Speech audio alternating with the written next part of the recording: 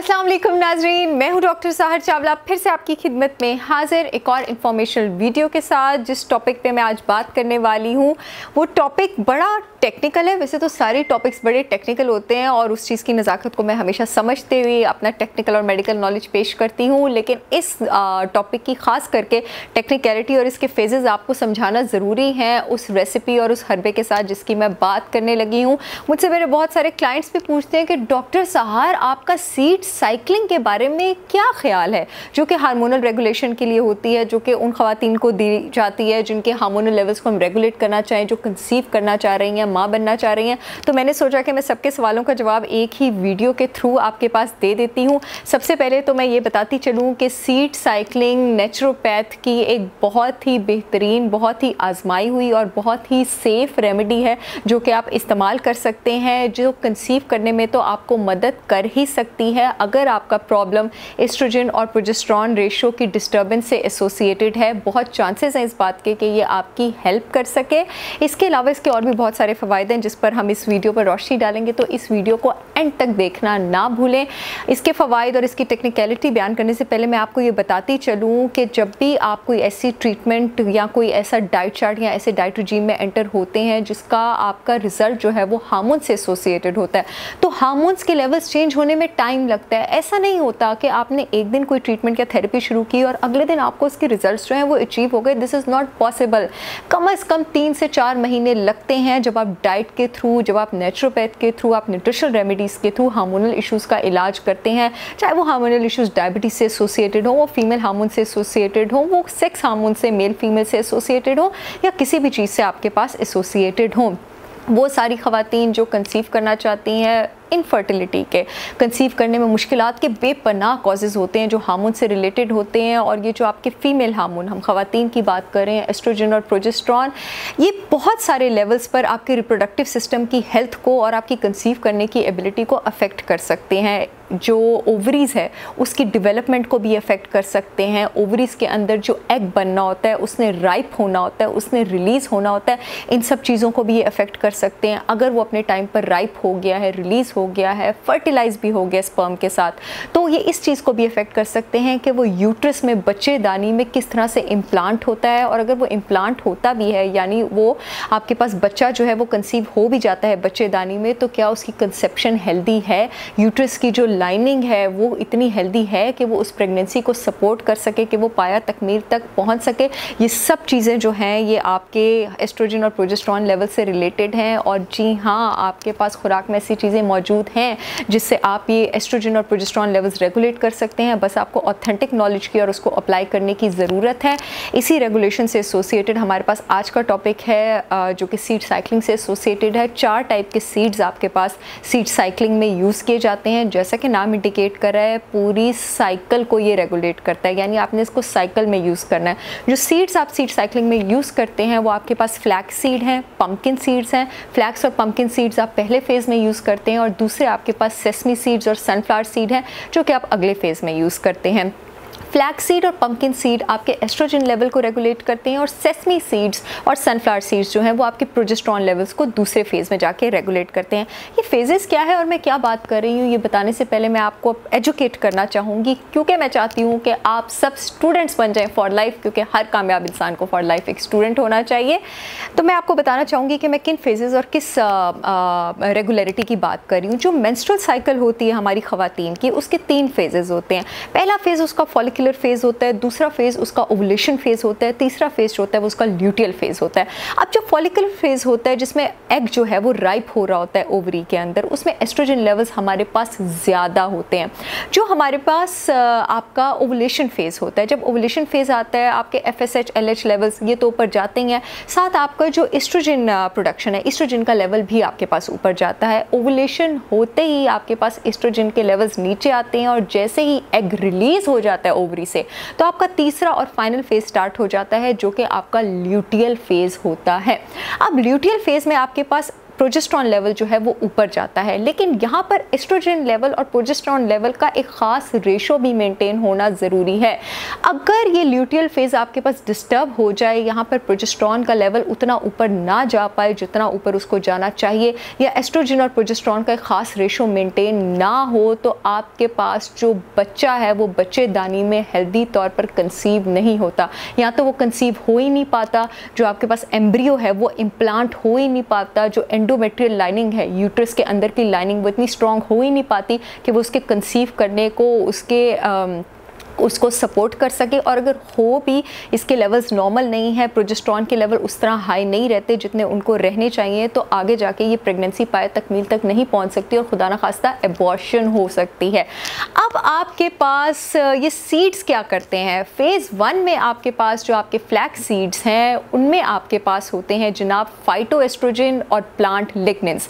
Phytoestrogen आपके पास वो estrogens होते हैं जो हमारी बॉडी के नेचुरल एस्ट्रोजन्स को मिमिक करते हैं, और हमारी बैड ईटिंग हैबिट्स की वजह से या बैड लाइफस्टाइल हैबिट्स की वजह से या हार्मोनल डिस्टर्बेंसेस की वजह से हमारी बॉडी में जो फॉल्स गलत एस्ट्रोजन्स जिनकी हमें ज़रूरत नहीं है, जो जीनो एस्ट्रोजन्स बन चुके हैं, उनको फ्लश आउट कर देते हैं और फ्लैक्स सीड्स जो हैं फाइटोएस्ट्रोजन्स का लेवल रिस्टोर करते हैं।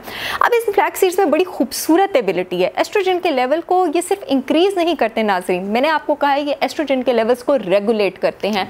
अगर आपके पास एस्ट्रोजन के लेवल्स बॉडी में कम है तो ये उसको ज़्यादा कर देते हैं, और अगर ज़्यादा है तो ये उसको मुनासिब कम कर देते हैं जितना कि उनको होना चाहिए। दूसरी चीज़ जिसका मैंने नाम लिया है जो कि फ्लैक्स सीड्स में मौजूद है वो है प्लांट लिग्नेंस। प्लांट लिग्नेंस ह्यूमन बॉडी में आते ही, क्योंकि हम लोग मैमल्स हैं, मैमल लिग्निन में कन्वर्ट हो जाते हैं और ये भी फाइटोएस्ट्रोजन का फंक्शन परफॉर्म करते हैं, यानी बॉडी के एस्ट्रोजन लेवल्स को रेगुलेट करते हैं।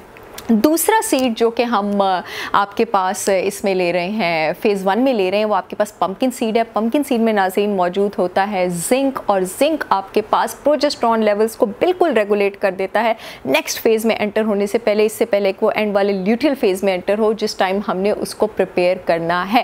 अब आप दूसरे फेज़ में जो सनफ्लावर सीड्स और सेसमी सीड्स यूज़ करते हैं वो आपके पास क्या करते हैं? सनफ्लावर सीड्स में आपके पास होता है विटामिन ई, और सनफ्लावर सीड्स में जो मौजूद विटामिन ई है वो प्रोजेस्टेरॉन लेवल्स को इतना हाई रखता है कि आपके पास जो यूट्रस है, यूट्रस के अंदर की जो लाइनिंग है वो आपके पास एम्ब्रियो को सपोर्ट कर सके, उसको कंसीव कर सके और उस कंसेप्शन को कैरी कर सके।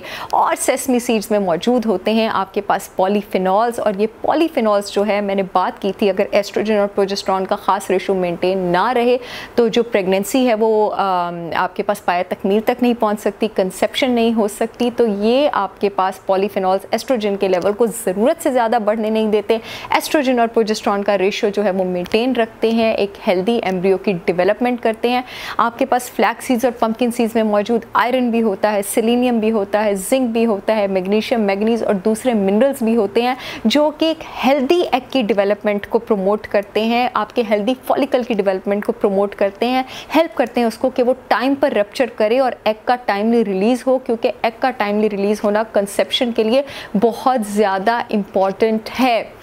अब आपने इन सीड्स को इस्तेमाल किस तरह करना है, किन दिनों में इस्तेमाल करना है और किन रेसिपीज़ के साथ इस्तेमाल करना है, इसकी तरफ भी हम आ जाते हैं। आपने जो अपनी सीड साइकिलिंग है वो आपने स्टार्ट करनी है पहले दिन से, जब आपके पीरियड्स का पहला दिन होता है। पहले दिन से लेके 13वें और 14वें दिन तक आपने अपने पहले 2 सेट ऑफ सीड्स इस्तेमाल करने हैं जो कि फ्लैक्स और पंपकिन सीड्स हैं। 13 और 14वें दिन से लेके 28वें दिन तक नॉर्मल साइकिल जो है वो 28 दिनों की गिनी जाती है, यानी आपके पीरियड्स के आखिरी दिन तक आपने अपने फेज़ 2 के सीड्स यानी सनफ्लावर सीड्स और सेसमी सीड्स जो हैं उनको इस्तेमाल करना है। वो ख़वातीन जिनको पीरियड्स ख़त्म हो गए हुए हैं या वो ख़वातीन जो अपने पोस्ट मोइनोपॉज़ल फेज़ में चल रही हैं, ये जैसे कि मैं बता चुकी हूँ सीड्स सिर्फ कंसीव करने के लिए नहीं है, हम उसको रेगुलेट करने के लिए भी हैं। वो चांद की साइकिल के हिसाब से चलेंगी, यानी जिस दिन पहली का चांद होगा उस दिन से आप कैलकुलेट करना शुरू करेंगी ताकि आपको आसानी हो और आप अपने सीड के फेजेस उस दिन से कैलकुलेट करेंगी। अब चूँकि गर्मियाँ चल रही हैं और मैं अक्सर ये बात करती हूँ अपने क्लाइंट्स को, पेशेंट्स को कहती भी हूँ कि फ्लैक्स सीड्स की तासीर जो है वो गर्म होती है, तो उनको गर्मियों में इस्तेमाल से गुरेज करें। तो वो ख़वातीन जो गर्मियों में कंसीव करना चाह रही हैं वो कौन सी रेसिपी इस्तेमाल करें कि उनकी जो सीड्स की गर्मी की तासीर है वो भी उनको अफेक्ट ना करे और उनको इससे अफादियत भी हो। पहले फेज़ में आपने जो है वो रेसिपी बना के रख लेनी है तकरीबन अपने पास 7 दिनों की। याद रखें कि सीड्स जो हैं आपके पास चारों के चारों हमेशा फ्रेशली ग्राउंड होने चाहिए। इनको बहुत ज़्यादा अमाउंट में आपने स्टोर नहीं करना। 7 दिन से ज़्यादा का स्टोर आपने अपने पास वैसे भी नहीं बनाना। 5 टेबलस्पून आप फ्लैक्स सीड लेंगी, 5 टेबलस्पून आप पम्पकिन सीड लेंगी, 5 टेबलस्पून आप ड्राइड कोकोनट पाउडर लेंगी, 1 टेबलस्पून 1 से 1.5 टेबलस्पून आप लेंगी सौंफ यानी फेनल सीड्स और आधा टेबलस्पून आप इलायची लेंगी। सौंफ और इलायची दोनों की तासीर जो है वो ठंडी होती है और वो हेल्प करेगी ये जो गर्म सीड्स की तासीर है इसको काउंटर करने में, इसको बैलेंस करने में। इनको आप एक नॉन स्टिक पैन पर जो है थोड़ी देर के लिए रोस्ट करेंगी। रोस्ट करने के बाद इसको ठंडा होने देंगी। एक स्टील के ग्राइंडर में इसको अच्छी तरह से ग्राइंड करेंगी। 7 हिस्सों में इसको डिवाइड कर लेंगी। ये 7 दिनों की आपके पास डोज है और रोज़ इसके 2 टेबलस्पून जो है वो आप इस्तेमाल करेंगी। याद रखें कि आपने इसको जो ग्राइंड करना है, जो इसको सौते करना है, वो आपने नॉन स्टिक कुकवेयर में नहीं करना। नॉन स्टिक कुकवेयर भी आपकी हार्मोनल डिस्टर्बेंसेस करता है, बॉडी से गुड एस्ट्रोजन्स को फ्लश आउट करता है। आप इसको मिट्टी के बर्तन में भी कर सकती हैं और आप इसको आयरन के बर्तन में भी कर सकती हैं। मिट्टी के बर्तन में हो सकता है थोड़ा ज़्यादा टाइम लगे but it is totally worth it.